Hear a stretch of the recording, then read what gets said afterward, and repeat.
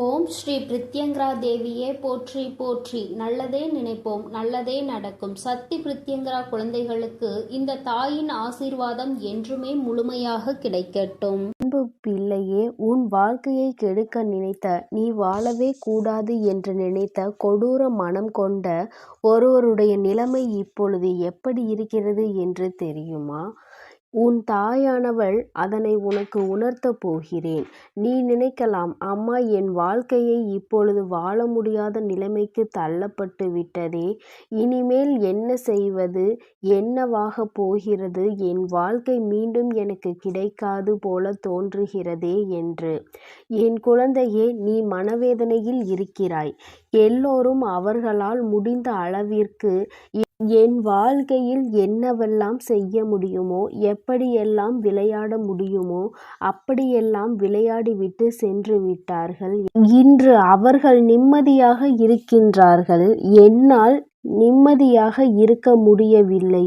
என் வாழ்க்கையை தொலைத்துவிட்டு நான் இங்கே கஷ்டத்தில் இருந்து கொண்டிருக்கிறேன் அம்மா.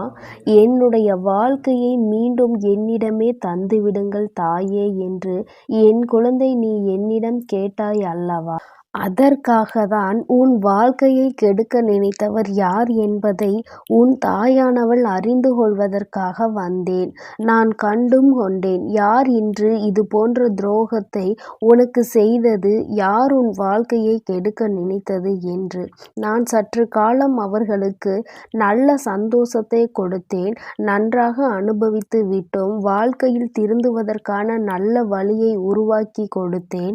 ஆனால் அவர்கள் அந்த வழியை சரியாக பயன்படுத்தி கொள்ளவில்லை. வாழ்க்கையில் மீண்டும் மீண்டும் மற்றவர்களை துன்பப்படுத்துவதையே தன்னுடைய வேலையாக வைத்து கொண்டிருந்தார்கள். அதனால் அவர்கள் செய்த காரியத்திற்கான தண்டனையை அவர்களுக்கு கொடுக்க வேண்டும் அல்லவா? அதற்காக தான் உன் அம்மா இன்று வந்தேன். அதோடு மட்டுமல்லாமல் அவர்களுக்கான தண்டனையையும் நான் கொடுத்து விட்டேன். இப்பொழுது அவர்களின் மனநிலை எப்படி இருக்கிறது என்று உன் அம்மா நான் சொல்கிறேன். அந்த மனநிலை மாறுவதற்கான காரணத்தையும் நான் உனக்கு தெளிவாக சொல்கிறேன். என் குழந்தையே, ஒருவரை வாழக்கூடாது என்று நினைக்கிறார்கள் என்றால் அவர்கள் மனதில் எந்த அளவிற்கு கெட்ட எண்ணங்கள் குடியிருந்து இது போன்று நினைக்க தோன்றும். தனக்கு எதிரியாக இருந்தால் கூட நல்லபடியாக வாழ வேண்டும் என்று நினைக்கின்ற மனிதர்கள் இங்கே நிறைய பேர் இருக்கிறார்கள். அவர்களுக்கு மத்தியில் இது போன்று யாருமே வாழ்ந்துவிடக் கூடாது, நாம் அவர்கள் வாழ்க்கையை கெடுத்துவிட வேண்டும் என்று நினைக்கின்ற எண்ணங்கள் கொண்ட இவர்கள் இன்னும் இருந்து கொண்டுதான் இருக்கிறார்கள். அது போன்ற ஒரு குணத்தை உடையவர்தான் உன் வாழ்க்கையை கெடுக்க நினைத்து உன்னோடு இருந்து கொண்டே உன்னுடைய வாழ்க்கையை கெடுத்துவிட்டு சென்று விட்டார்கள். ஆனால் நான் அவர்களை உணர்ந்த சூழ்நிலையில் அவர்களுக்கு நல்லதொரு பாடத்தினை கற்பித்து கொடுக்க உன் அம்மா முடிவு செய்தேன். அதனால் நான் அவர்களுக்கு என்ன செய்தேன் தெரியுமா? உண்மையாகவே அவர்களுக்கு வேண்டிய ஒருவரினுடைய வாழ்க்கையில் இது போன்ற நிலைமையை இருந்தால் அவர்களின் மனநிலை என்னவாக இருக்கும் என்று நான் சிந்தித்து பார்த்தேன். அதனால் அவர்களுக்கு உரியவர்களுக்கு, அவரோடு நெருங்கிய தொடர்பில் இருப்பவர்களுக்கு வாழ்க்கையில் இது போன்ற கஷ்டத்தை கொடுத்து பார்த்தேன். அவர்கள் இப்போது திருந்தி சற்று மனநிலையில் மாற்றங்கள் ஏற்பட்டிருக்கின்றார்கள். நாம் செய்த தவறால்தான் இப்போது நமக்கு அது திரும்பி வந்திருக்கிறது என்பதை இப்பொழுது நன்றாக புரிந்து கொள்ள தொடங்கிவிட்டார்கள். வாழ்க்கையில் தான் செய்தது எத்தனை பெரிய தவறு என்பதை புரிந்து கொண்டு உன்னை மீண்டும் உன்னுடைய வாழ்க்கையை உனக்கு ஏற்படுத்தி கொடுக்க அவர்களே வரப்போகிறார்கள். என் தங்கமே, நீ நினைக்கலாம், அம்மாவின் வாக்கு இது எல்லாம் நடக்குமா, இப்படியெல்லாம் நம் வாழ்க்கையில் நடக்குமா என்று நீ சிந்திக்கலாம். என் தங்கமே, ஒன்றை நன்றாக நினைவில் வைத்துக்கொள். உன் தாயானவள் எப்பொழுதும் உன்னிடம் தேவையில்லாமல் எந்த ஒரு விஷயத்தை பற்றியும் சொல்ல மாட்டேன். நான் உன்னிடம் ஒரு விஷயத்தை பற்றி பேசுகிறேன் என்றால் அதில் நான் மிகவும் தெளிவாக இருக்கிறேன்.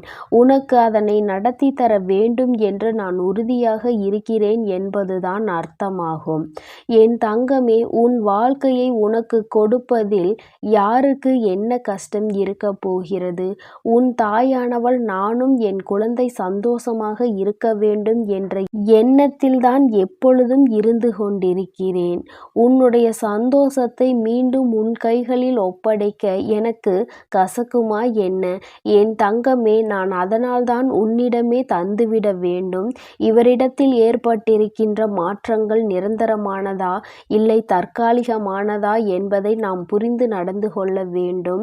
ஏனென்றால் மனித மனம் எப்போது வேண்டுமானாலும் எப்படி வேண்டுமானாலும் மாறலாம். பணம் இருக்கின்ற இடத்திற்கு பணத்திற்கு ஏற்றவாறு மனிதர்களினுடைய மனம் தன்னை மாற்றிக்கொள்கின்றது. இதையெல்லாம் உன் அம்மா கண்கூடாக கண்டு கொண்டுதான் இருக்கிறேன். என் தங்கமே, உன்னிடம் நிறைய பணம் இருக்குமானால் உறவுகள் எல்லாம் உன்னை தேடி வருவார்கள். உன்னிடம் எதுவும் இல்லை என்றால் உன்னை ஏதோ போல பார்க்கின்றார்கள் என்று இன்று என் குழந்தையே நீ நினைத்து கொண்டிருக்கிறாய். என் தங்கமே, உன் தாயானவள் எனக்கு அப்படி கிடையாது.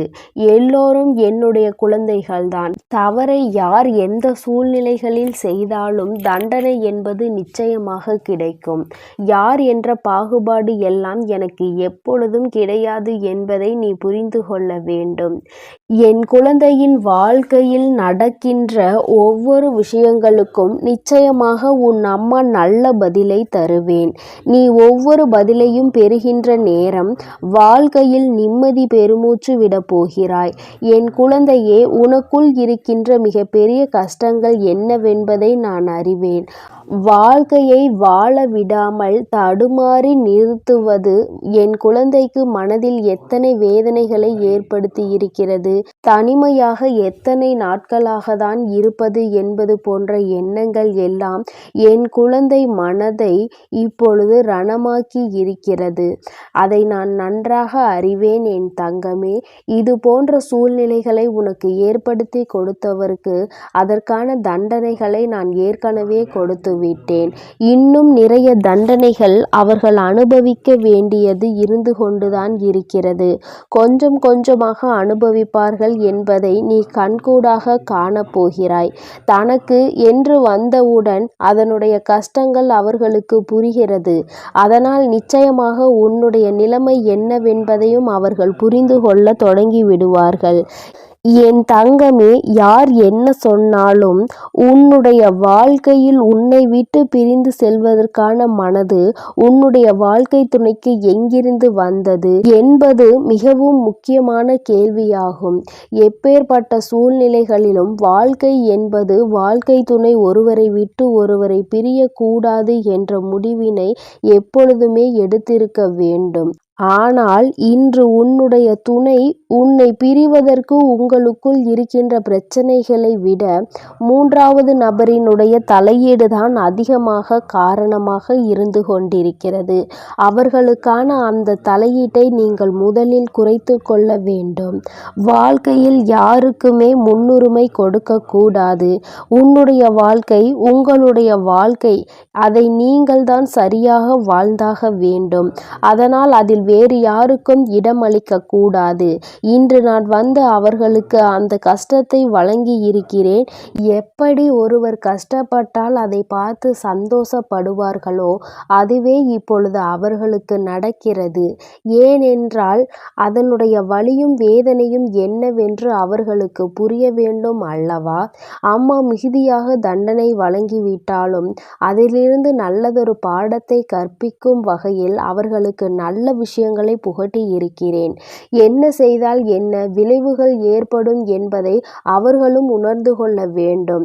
அடுத்தவர்களை வசைபாடி பிரித்து கொண்டு இருக்கும் பொழுது தன் இல்லத்திலும் இது போன்ற ஒரு சூழ்நிலைகள் நடப்பதற்கான சாத்தியக்கூறுகள் இருக்கிறது என்பதை அவர்கள் மறந்து விடுவார்கள்.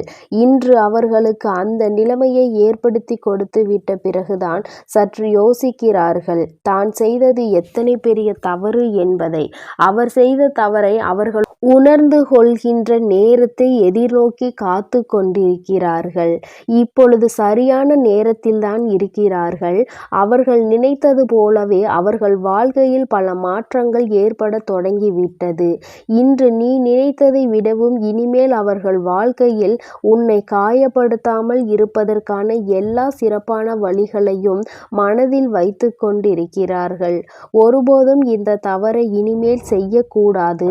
நாம் செய்த தவறினால் ஒருவரினுடைய வாழ்க்கை இப்படி சீரழிந்து போனதே என்பதை புரிந்து கொண்டார்கள்.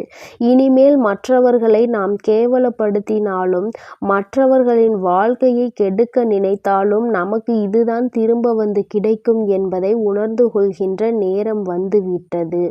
அவர்கள் எல்லாவற்றையும் உணர்ந்து வாழ்க்கையை நல்லபடியாக வாழ வேண்டும். எல்லோரும் ஒற்றுமையாக இருக்க வேண்டும். குடும்பம் என்றால் எல்லோரும் ஒன்று சேர்வதுதான் குடும்பம் என்பதை முதலில் புரிந்து கொள்ள வேண்டும். வீட்டிற்கு புதிதாக வந்தவர்களை தகுந்த மரியாதையோடு நடத்த வேண்டும். தன் பிள்ளை போல பாதுகாக்க வேண்டும். என் தங்கமே, இனிமேல் இது போன்ற தவறுகளை செய்பவர்களுக்கு தகுந்த தண்டனை நிச்சயமாக இந்த தாயானவள் புகட்டே காட்டுவேன்.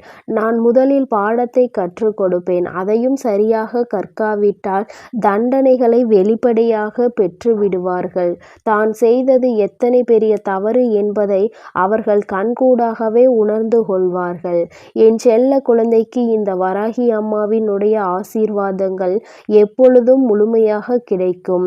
தங்க பிள்ளையே, அதனால் எதற்காகவும் கலங்காதே. எதை நினைத்தும் வருந்தாதே.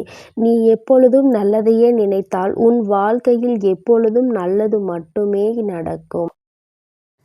என் அன்பு குழந்தைக்கு இந்த சக்தி பிரித்யங்கராவின் அன்பும் ஆசீர்வாதமும் முழுவதுமாக கிடைக்கும். ஓம் ஸ்ரீ பிரித்யங்கரா தேவியே போற்றி போற்றி. ஓம் ஸ்ரீ பிரித்யங்கரா தேவியே போற்றி போற்றி.